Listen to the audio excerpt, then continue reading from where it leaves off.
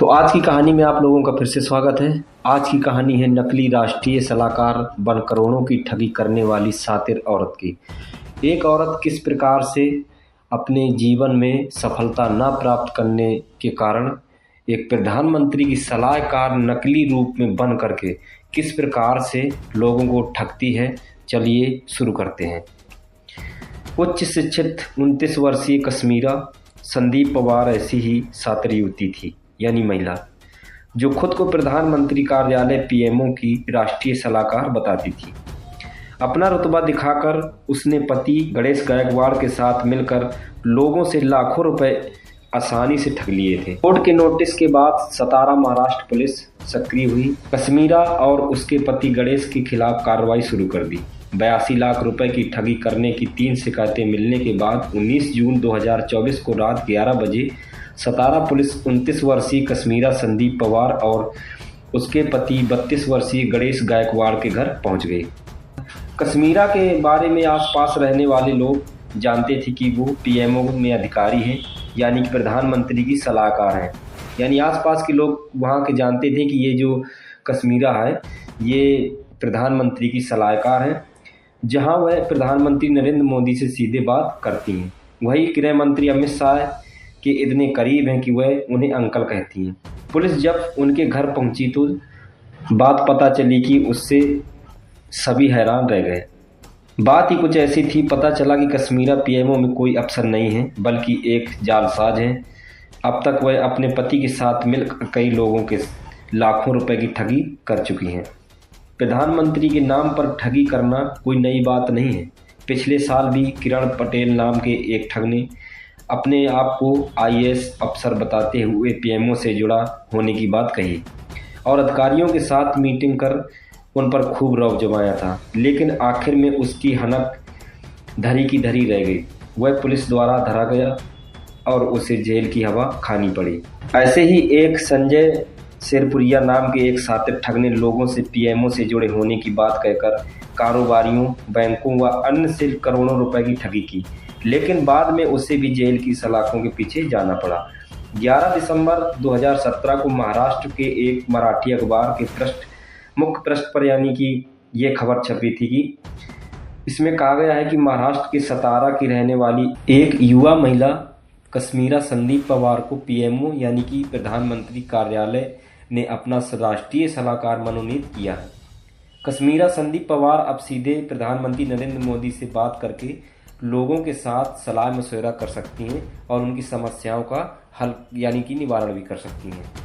कुछ देर बाद एक मराठी चैनल पर ब्रेकिंग न्यूज चली। इसमें दावा किया गया है कि 24 साल की कश्मीरा संदीप पवार सीधे अजीत डोभाल की रिपोर्टिंग करेंगे। चैनल के एक रिपोर्टर ने कश्मीरा का इंटरव्यू भी लिया। अपने साक्षात्कार में कश्मीरा ने बताया कि पीएमओ में नियुक्ति के बाद में मैं सतारा के जिला मजिस्ट्रेट कार्यालय से वीडियो कॉन्फ्रेंस के जरिए राष्ट्रीय सुरक्षा सलाहकार एनएसए अजीत डोभाल व पीएमओ के शीर्ष अधिकारियों में भी संवाद किया। कश्मीरा ने बताया, मैं पीएमओ से जुड़कर ग्रामीण विकास विभाग में काम करूंगी। इसके अलावा कुछ लोगों ने आरोप भी लगाया था कि परिचित होने के कारण उसने कश्मीरा और गणेश को अपना होटल किराए पर दिया था, लेकिन उन लोगों ने होटल को गैर कानूनी गतिविधियों का अड्डा बना लिया और खाली करने से इनकार कर दिया था। जब ये पकड़ी गई महिला कश्मीरा तो पुलिस ने बैंक अकाउंट की भी जांच करना चालू कर दी। फिलिप के अनुसार जब इसे इस बात की जानकारी हुई कि कश्मीरा और गणेश लोगों के साथ धोखाधड़ी कर रहे हैं तो उसने जिला कलेक्ट्रेट सतारा पुलिस और पीएमओ की शिकायत दर्ज कराई थी। तारा सिटी थाने के इंस्पेक्टर आरबी मास्क ने बताया कि अब तक 3 लोगों ने अपनी शिकायतें दर्ज कराई हैं। आरोप है कि दोनों आरोपियों ने 82 लाख रुपए की धोखाधड़ी उनके साथ की है। इंस्पेक्टर मास्के के अनुसार आगे की जांच के बाद एफआईआर भी करवा दी गई, जिसमें धाराएं 420, 465, 468 और 471 को भी लगा दिया गया है। दोनों को संलिप्तता की जांच के साथ ही पीएमओ से बात की गई है। इसके साथ ही आरोपियों के बैंक खातों की जांच भी शुरू कर दी है, जो कि ये जांच 17 जून 2024 को पुणे के एक व्यवसायी गोरख मराल ने कश्मीरा और उसके पति गणेश के खिलाफ पुणे शहर के एक बंड गार्डन पुलिस स्टेशन में शिकायत दर्ज कराई थी। मराल ने दोनों पर सरकारी टेंडर दिलाने के बदले 50 लाख रुपए की धोखाधड़ी करने का आरोप लगाया था। मराल ने पुलिस को बताया है कि आरोपियों ने दिसंबर 2019 और मार्च 2022 के बीच 50 लाख रुपए के बदले व्हाट्सएप पर उसके साथ टेंडर डॉक्यूमेंट शेयर किए थे। व्यवसायी ने कश्मीरा और गणेश के कई बार काउंसलिंग हॉल और पुणे के कई स्थानों पर भी मिले थे। गणेश ने उससे साक्षात्कार में कश्मीरा ने यह बताया है कि उसने केंद्र सरकार के मेक इन इंडिया कार्यक्रम के तहत एक कंपटीशन जीता है। इसके लिए उसे राष्ट्रपति के हाथों अवार्ड भी मिला है। उसके बनाए स्मार्ट विलेज प्रोजेक्ट पर उत्तर प्रदेश के 3 गांवों में काम हुआ है। उसने बताया कि मैं पीएमओ से जुड़कर अलग अलग फील्ड की स्कीम के बारे में केंद्र सरकार को सलाह दूंगी। कश्मीरा ने दावा किया है कि पीएमसी का एग्जाम पास हो चुका है। उसे डिप्टी कलेक्टर पद पर नियुक्ति मिली थी।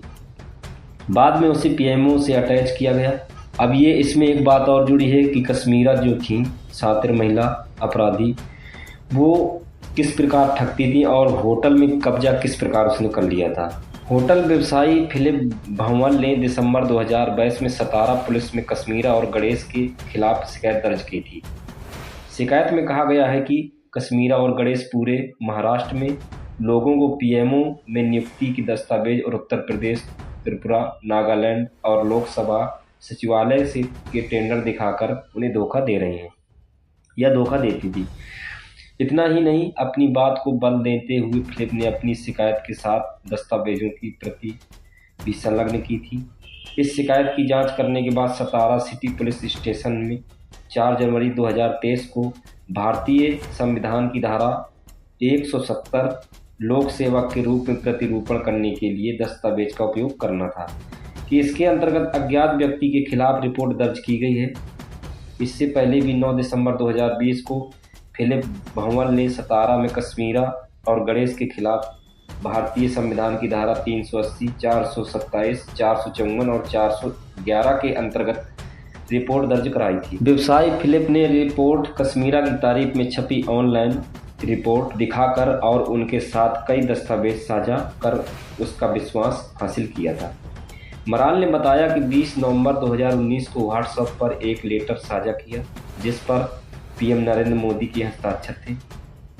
इस लेटर में कश्मीरा की पीएम की सलाहकार और भारत के काउंसलर के रूप में नियुक्ति का उल्लेख किया गया था। कश्मीरा के पति गणेश ने रिसर्च एंड एनालिसिस विदेशी खुफिया एजेंसी के साथ संबंध होने का दावा किया और केंद्रीय गृह मंत्रालय द्वारा उसे जारी किया गया एक हथियार लाइसेंस भी साझा किया। सतारा पुलिस ने उस दस्तावेजों की जांच शुरू कर दी है जो आरोपियों ने व्यवसायी के साथ साझा किए थे। दोनों साथिर ऐसे घूमते थे जैसे कि वह सरकार में वीआईपी हों। पीएमओ और राष्ट्रपति भवन के फर्जी लेटर लोगों को भेजते, सरकारी नौकरी लगवाने के नाम पर मोटी रकम लेते, वहीं फर्जी टेंडर डॉक्यूमेंट भेजकर लोगों को फंसाते थे। ये अलग अलग राज्यों के टेंडर होते थे। मोदी व शाह के साथ करने का नाटक करते थे। मीडिया रिपोर्टों ने भी उनके झूठे दावों को सही साबित करने की मदद की। दोनों के फर्जीवाड़े के बारे में गोरख मराल ने पुलिस को बताया, लेकिन लिखित शिकायत करने के बावजूद भी पुलिस ने दोनों के खिलाफ कोई कार्रवाई या कठोर कार्रवाई नहीं की। 9 दिसंबर 2020 को गोरख मराल ने केस दर्ज कराया था। पुलिस ने कश्मीरा को सही मानते हुए उल्टा गोरख मराल व फिलिप भंवर के खिलाफ जबरन वसूली का केस दर्ज किया। गोरख मराल परेशान हो गया, उसे न्याय नहीं मिल रहा था। इस पर वह वर्ष 2023 में हाई कोर्ट गया। हाई कोर्ट ने पीएमओ, कलेक्टर और सतारा पुलिस को नोटिस जारी किया। कोर्ट के आदेश पर सतारा पुलिस हरकत में आ गई और कश्मीरा संदीप पवार व उसके पति गणेश गायकवाड़ की तलाश शुरू कर दी। फिर पुलिस ने दोनों को धोखाधड़ी के आरोप में गिरफ्तार कर लिया। 20 जून 2024 को दोनों को सतारा पुलिस ने न्यायालय के समक्ष पेश किया, जहां से उन्हें 2 दिन की पुलिस हिरासत में भेज दिया गया था। दोनों के पूछताछ के बाद पता चला कि फिलिप भांवले और गणेश गायकवाड़ एक ही कॉलेज में पढ़ते थे। इसके चलते दोनों में गहरी दोस्ती थी।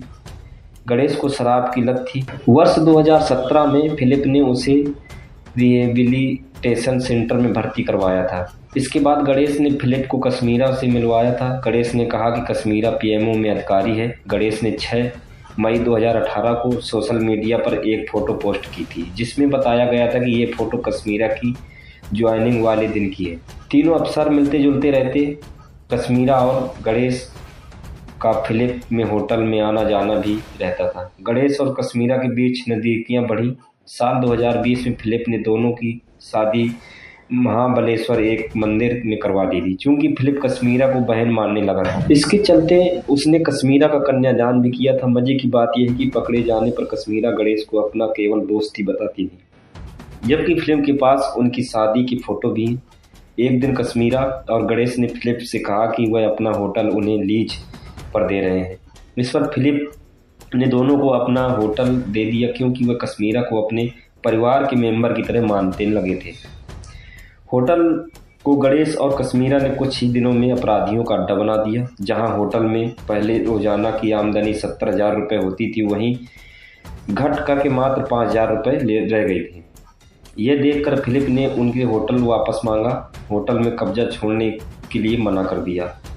इतनी ही नहीं, विवाद बढ़ने पर दोनों ने मिलकर एक फिलिप पर मारपीट भी हुई। यानी जब गणेश ने कहा कि होटल छोड़िए, तो दोनों पति पत्नी जो उनको दिया था, तो वो अपना लड़ाई झगड़ा भी कर लिया इनके साथ में। मामला हुआ मारपीट का, लड़ाई झगड़ा का, तो उन्होंने क्या किया कि पुलिस में मुकदमा दर्ज करा दिया, यानी रिपोर्ट दर्ज करा दी। इसके बाद दोनों ने मिलकर होटल को हड़पने के लिए षड्यंत्र रचा। गोरख मराल ने कश्मीरा और गणेश दोनों पर भरोसा किया।